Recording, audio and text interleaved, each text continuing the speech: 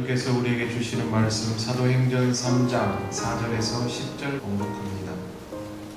베드로가 요한과 더불어 주목하여 이르되 우리를 보라 하니 그가 그들에게서 무엇을 얻을까 하여 바라보거늘 베드로가 이르되 은과 금은 내게 없거니와 내게 있는 이것을 내게 주노니 나사렛 예수 그리스도의 이름으로 일어나 걸으라 하고 오른손을 잡아 일으키니 발과 발목이 곧 힘을 얻고 뛰어 서서 걸으며 그들과 함께 성전으로 들어가면서 걷기도 하고 뛰기도 하며 하나님을 찬송하니 모든 백성이 그 걷는 것과 하나님을 찬송함을 보고 그가 본래 성전 미문에 앉아 구걸하던 사람인 줄 알고 그에게 일어난 일로 인하여 심히 놀랍게 여기며 놀라니라. 아멘. 초대교회와 현대교회의 가장 큰 차이는 성령 임재에 있습니다. 초대교회는 성령 임재를 확실하게 경험한 사람들이 모여진 곳이었지만 현대교회는 그 외에도 여러 가지 이유를 가지고 모인 사람들이 있습니다. 초대교회 때는 성령 임재 이외의 이유로 교회에 나갈 필요가 없었습니다. 교회에 나가면 불이익을 경험하기 때문입니다. 제일 먼저 나가게 되면 주변 사람들로부터 따가운 시선을 받게 됩니다. 유대 사회에서는 이교도가 되기 때문입니다. 두 번째는 유대교적인 사회가 추구하는 생활 패턴과도 차이를 가지게 됩니다. 유대인들은 안식일 중심의 삶을 살지만 이들은 주일 중심의 삶이 되기 때문에 더더욱 모든 것들이 고립되고 불편해지게 됩니다. 그러다 보니 세상살이에서 유익을 얻기 위해서는 교회에 나가지 않는 것이 오히려 더 나은 시대였습니다. 우리나라에 복음이 들어왔을 때는 어땠을까요? 이와는 상황이 달랐습니다. 나라가 어렵고 강점기를 경험했지만 복음은 현대 문물과 함께 들어왔습니다. 그래서 예수를 믿는 것이 좀 어색하기는 했어도 신문물을 접하는 좋은 기회가 되었고 최첨단 지식을 배우는 통로였기 때문에 복음은 의식개혁이나 개화운동과 맥을 같이 했습니다. 이런 상태에는 적극적인 성향을 가진 사람들, 배우고자 하는 사람들이 교회에 나올 가능성이 더 높아졌고 실제로 그런 일들이 일어났습니다. 이 사람들을 통하여 신앙생활이 시작되었고 의식개혁, 사회개혁이 이루어졌고 독립운동에도 열정을 나타내는 이들이 많아지게 되었습니다. 이와 함께 교회가 급속도로 부흥하였던 것입니다. 요즘은 이런 시선들이 사라지고 있습니다. 교회는 사회 속에서 점점 이질적인 공동체가 되어가고 있고 교회를 통하여 신앙생활하는 것도 일반적인 생활 패턴과는 다르다 보니 불편함이 많습니다. 앞으로는 이러한 일들이 점점 심화될 것입니다. 교회에 나가야 할 외형적인 이유들이 하나 둘 사라져가고 결국에는 초대교회처럼 성령 임재가 아니고서는 교회에 나갈 이유가 하나도 없는 그런 시대가 도래할 것입니다. 성령 임재 이외에는 조건이 하나도 없던 초대교회지만 성장을 거듭했음을 우리가 성경을 통해 볼 수가 있습니다. 성령을 받는다는 사실은 그만큼 위력적인 것입니다. 우리가 오늘 읽은 본문 바로 앞에 2장 마지막 부분에 초대교회가 성령의 임재를 통하여 어떤 삶을 꾸려왔는지를 잘 나타내주고 있습니다. 제가 좀 쉬운 말로 표현을 해보겠습니다. 사도들을 통하여 기사와 표적이 많이 나타나고 믿는 사람들은 함께 있어서 모두 물건을 서로 나누고 재산과 소유도 팔아서 필요한 사람에게 나누어 주었습니다. 그런데 누군가가 일방적으로 도움을 받는 것이 아니라 서로가 서로에게 도움을 주는 공동체가 되었습니다. 더 중요한 것은 항상 마음을 같이 하였습니다. 성령께서 하나로 묶어주는 것이 너무 즐거웠던 것입니다. 서로 좋으면 자주 만나고 자주 모이게 되어 있습니다. 예수 믿는 사람이 서로 좋으면 어디서 만나고 어디서 모이겠습니까? 당연히 교회입니다. 교회에 날마다 모이기를 힘썼습니다. 이걸로 성이 차지 않아서 집에서도 모였습니다. 서로의 집을 오고 가면서 그 그만큼 친숙함을 나타내고 기쁨과 순전한 마음으로 음식을 나누어 먹었습니다. 좋아했던 것이죠. 성령으로 모인 사람들끼리만 좋아했던 것은 아닙니다. 이렇게 모여서 하나님을 찬미하고 이런 삶의 기쁨을 밖에서 표현하다 보니까 이런 삶의 모습들을 주변 사람들이 칭송하기 시작했고 구원받는 자가 늘어나게 되었다. 2장 마지막 절에 그렇게 되어 있습니다. 그런데 여러분, 성령의 임재를 통하여 믿음의 형제자매를 얻고 교회 공동체의 구성원이 되어서 이러한 일들을 경험하게 되면 인생의 외적인 뚜렷한 변화가 일어날까요? 그런 건 아닙니다. 갑자기 더 똑똑해지거나 갑자기 더 건강해지거나 갑자기 부유해지거나 그렇지 않습니다. 그대로입니다. 하지만 성령님께서 함께 하기 때문에 인생이 달라지는 것입니다. 우리는 이런 상황에서 성령이 나와 함께 하시는 것에 더 주목하는 사람일까요? 아니면 외형적으로 달라진 것이 없다는 사실을 다시 한번 절감하는 사람일까요? 신앙생활 하면서 이 물음을 꼭 던져볼 필요가 있습니다.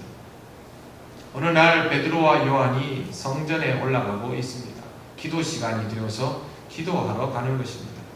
그런데 성전 입구에서 태어날 때부터 걷지 못하여 앉아있는 사람과 마주치게 됩니다. 이 사람은 일평생 동안 생활력이 전혀 없었습니다.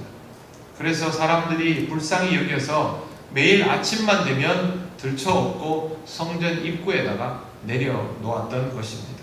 사람들이 많이 왕래하는 곳이고 특히 기도하는 사람들이 오는 곳이니 불쌍한 인생을 위해서 동전 한 입이라도 줄 것이라고 생각을 했던 것입니다. 실제로 성전 입구에는 이렇게 구걸하는 사람들이 있었습니다. 이 장애인은 기도하러 오는 이들에게 구걸하는 것이 하루의 일과였고 마침 그 앞을 지나던 베드로와 요한을 보자 평소와 다름없이 구걸하였습니다. 사람은 쳐다보지도 않죠. 손만 이렇게 내밀었던 것입니다. 그런데 베드로와 요한은 가진 게 없었습니다. 이미 다른 초대교회 사람들처럼 다른 유대인들과는 다른 방식의 삶을 살고 있지 않습니까?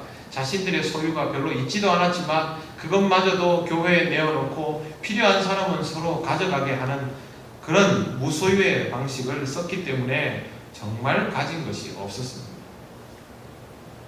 여러분, 누군가가 이렇게 내게 요구하는데 나는 가진 것이 없으면 어떤 반응을 보입니까? 자리를 피합니다. 아무것도 없으니까. 그런데 베드로와 요한은 이렇게 말합니다. 우리를 보라. 구걸하는 입장에서는 누가 돈 주는지는 별로 중요하지 않습니다. 얼마 주느냐가 더 중요하겠죠.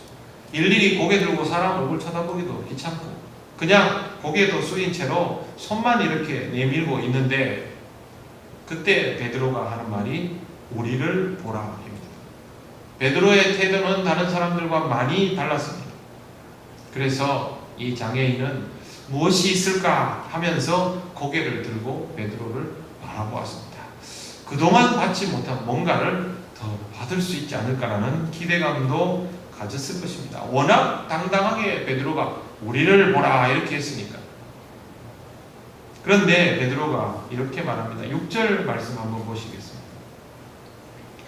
베드로가 이르되 은과 금은 내게 없거니와 내게 있는 이것을 내게 주노니 나사렛 예수 그리스도의 이름으로 일어나 걸으라 하고, 그는 나사렛 예수 그리스도의 이름으로 일어나 걸으라 하고 그 사람의 손을 덥석 잡아서 일으켜 세워버립니다. 그랬더니 평생 걷지 못하던 이 사람의 발과 발목이 힘을 얻어가지고 일어서게 되었고 뛰어다니게 되었고 한 번도 가보지 못한 성전에도 들어가게 되었습니다. 성전에 못 들어갑니다. 이런 신체 장애인들이 들어갈 수 없었습니다. 이제 이걸 할 수 있게 됐던 것이죠. 그리고 성전에 들어가서 하나님을 찬송합니다. 우리는 이 말씀을 보면서 생각을 합니다. 우리는 가진 것도 없고 베드로처럼 장애인을 고칠 능력도 없는데 이 말씀과 우리는 너무 거리가 멀다. 만약 우리도 그런 능력이 있다면 그런 사람을 만나면 우리를 보라 그랬을 거 아니냐, 이런 생각을 합니다. 그렇게 생각할 수 있습니다. 하지만 오늘 본문의 포인트를 보아야 합니다. 베드로가 이런 능력을 항상 가지고 발휘하는 사람일까요? 그렇지 않습니다. 이건 베드로의 능력이 아닙니다. 하나님의 능력이죠. 베드로의 믿음을 통하여 하나님께서 이렇게 역사하시는 것이죠. 베드로는 자신에게는 없는 능력이지만 성령 하나님께서 적어도 이 사람의 인생을 위하여 무언가 하실 것이라는 사실을 믿은 것입니다. 포인트는 두 가지. 첫째는 베드로의 믿음, 두 번째는 장애인의 달라진 인생입니다. 이 사람은 베드로를 만나서 인생이 달라졌습니다. 아무것도 가진 것이 없는 베드로를 만나서 새로운 인생을 살아가게 된 것입니다. 일어난 것이 중요하죠. 그러나 핵심은 뭐냐면 하나님을 찬송하게 되었다는 것입니다. 성전에 들어가서 하나님을 찬송하게 되었다.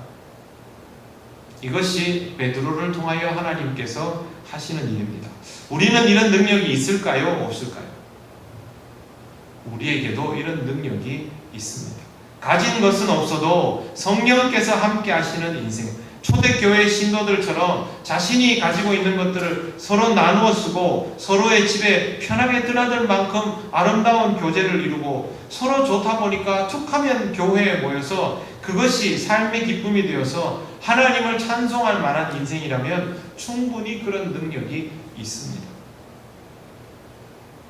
주님을 만나서 여러분의 인생이 달라졌다라는 것을 인정하십니까?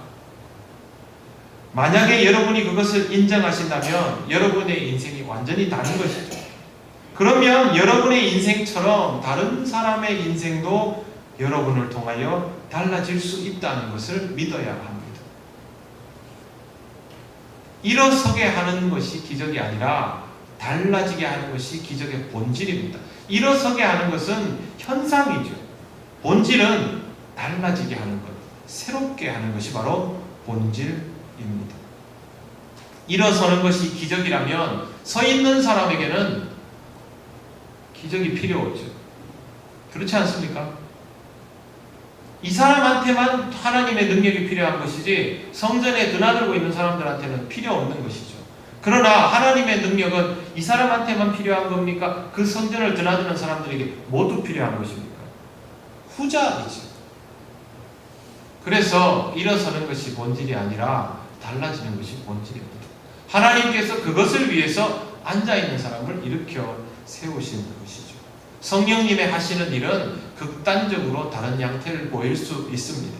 단 한 번에 홍해를 갈라지게도 하시지만 한 번에 만들 수 있는 방주를 100년 걸려 만들도록 내버려 두시기도 합니다. 그럼 홍해가 갈라지는 것은 기적이고 노아가 방주 만드는 것은 기적이 아닐까요? 하나님 없이 100년을 투자해서 한 사람이 방주를 만들 수 있을까요? 둘 다 똑같은 무게의 기적입니다. 하나님이 역사하시면 불가능한 것들이 가능해집니다. 하나님은 노아의 믿음이 흔들리지 않도록 붙잡아 주셨습니다. 단번에 장애인을 고쳐주시는 것도 하나님의 역사이고 상처받고 지쳐가는 영혼을 서서히 변화시켜 주시는 것도 하나님의 역사입니다. 병이 고침받는 것도 놀라운 일이지만 상처받은 마음이 치유와 회복을 경험하는 것도 놀라운 일입니다. 베드로를 통하여 장애인을 일으키신 하나님께서 다른 하나님의 종을 통하여 쓰러져 절망하는 인생을 다시 일으키기도 하시는 것입니다. 여기에 우리의 무엇이 필요할까요? 아무것도 필요 없습니다.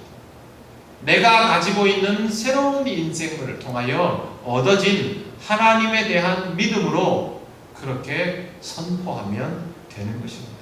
금과 은은 내게 없거니와 내게 있는 것으로 너에게 주노니 나사렛 예수 그리스도의 이름으로 일어나 걸어라, 일어나 새 인생을 살아라.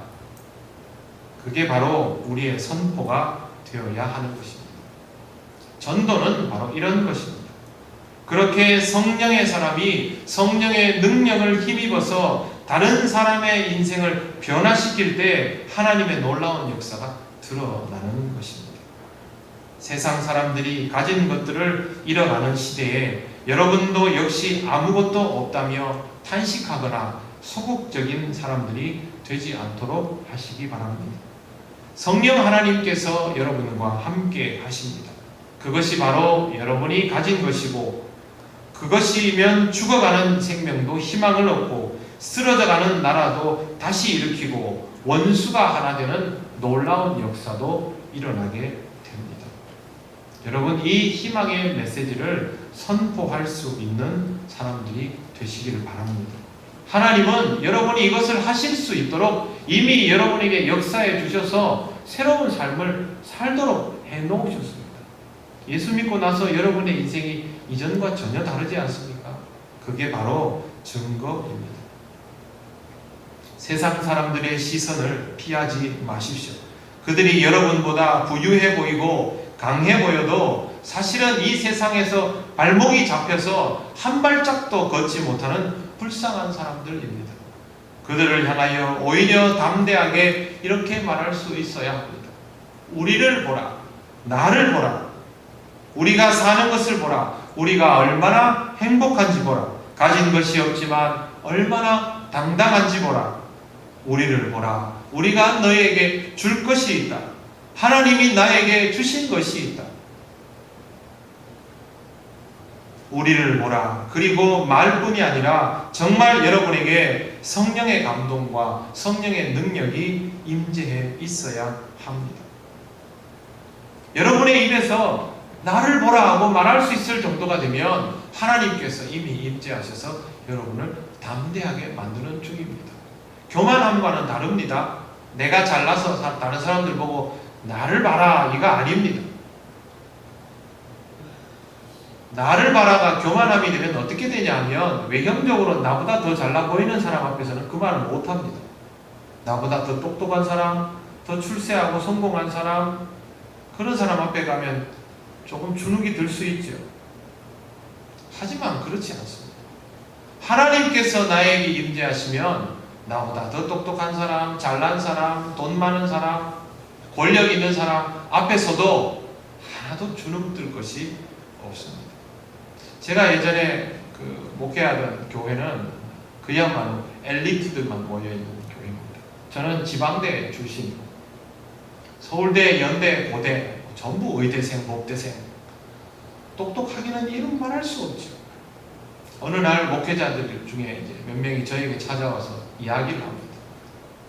목사님, 회의를 하러 모이면 다 앞에 있는 분들이 교수님, 의사 선생님, 판사, 변호사, 검사, 고위직 공무원, 말을 못하겠습니다. 다 저보다 똑똑한 사람들이라서.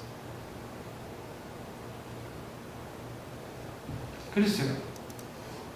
그러면 목사님이 그분들보다 더 똑똑하면 그때부터는 말 잘할 수 있습니까? 그런 차원의 문제가 아닙니다.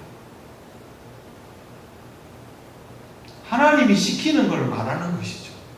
하나님이 내리시는 판단을 따르는 것이죠. 그렇게 하면 공부 제일 많이 하는 사람이 사회에서 다 지도자하고 교회 목사도 공부 제일 잘하는 사람이 해야 되고 교회 부서장들도 전부 공부 제일 잘하고 똑똑한 사람이 해야죠. 교회는 그렇지 않습니다. 성령께서 역사하시면 성령님으로 인하여 당당해지는 것이 바로 그리스도인의 인생입니다. 우리가 함께 모여서 예배하고 만나는 것을 즐거워하고 좋은 것이 있고 틈만 나면 교회에 모이고 싶어하고 얼굴 보기만 해도 좋고 성령께서 임재하셔서 우리로 하여금 기쁨을 누리도록 해주시는 것입니다. 그러면 세상을 향해서 다시 한번 당당하게 우리를 보라 그렇게 외치시기를 바랍니다.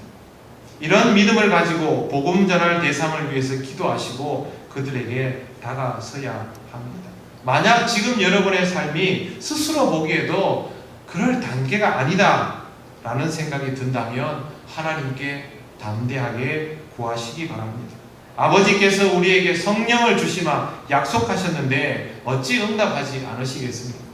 절박한 마음으로, 사모하는 마음으로 하나님께 구해야 합니다. 하나님, 나에게 새로운 인생을 주옵소서. 부유하지 않더라도 당당하게 살아갈 수 있는 의미 있는 삶을 주옵소서. 실패를 두려워하지 않는 강인함을 주옵소서. 어떤 상황에서도 하나님을 의심하지 않는 믿음을 주옵소서. 무엇보다 담대하게 복음 전할 수 있는 마음을 주옵소서. 이렇게 기도하면 하나님이 들어주십니다. 여러분, 이렇게 기도하셨습니까? 꼭 이렇게 기도해야 합니다. 우리가 해마다 2차례씩 이루어지는 새생명 초청잔치를 몇 해째 하고 있습니다. 벌써 여러분에게 얼추 10번의 기회가 있었습니다. 물론 이전에도 이와 같은 기회들이 많았죠. 이 기회 동안 여러분 몇 명을 하나님께 인도해 보셨습니까? 이걸 말하기 전에 몇 명에게 복음을 전해 보셨습니까? 저는 사실 초청되어 오는 사람이 몇 명인가에는 별로 관심이 없습니다. 그는 하나님이 알아서 하실 일이고, 그것보다는 전도하기 위해서 이렇게 영적인 담대함과 갈급함을 가지고 복음을 전하는 사람이 우리 교인들 중에 몇 명인가, 저는 거기에만 관심이 있습니다. 그런데 너무 시도를 하지 않습니다. 하나님을 믿는 여러분들이 시도하지 않는 이유는 무엇입니까? 내 삶이 아직 새롭다고 느껴지지 않는 것입니다. 완전히 변화되지 못했기 때문이고, 다른 사람에게 드러내 보일 만큼 당당하지 못하다고 생각하기 때문입니다. 저는 그게 참 안타깝습니다. 하나님은 얼마나 답답하게 생각하시겠습니까? 하지만 꾸짖지 않으시고 오늘도 우리에게 이렇게 말씀하여 주십니다. 두려워 말하라. 내가 너의 삶을 이미 변화시켜 주었으니 다른 사람들에게 가서 우리를 보라 하고 외치라고 말씀하십니다. 하나님께서 여러분의 삶을 변화시켜 주셨다라는 것을 인정하십니까? 그러면 하나님을 믿고 다시 나아가서 나를 보라, 우리를 보라 당당하게 외치시기를 바랍니다. 만약 부족하다면 그 부족한 만큼 하나님 앞에 다시 엎드리고 기도하면 됩니다. 무엇이 되었든지 하나님은 응답하여 주시고 함께하여 주십니다. 이번 기회를 통해서 여러분 스스로를 잘 돌아보고 정말 그리스도인이라는 이름답게 복음을 전하는 그런 삶을 살아가시기를 바랍니다.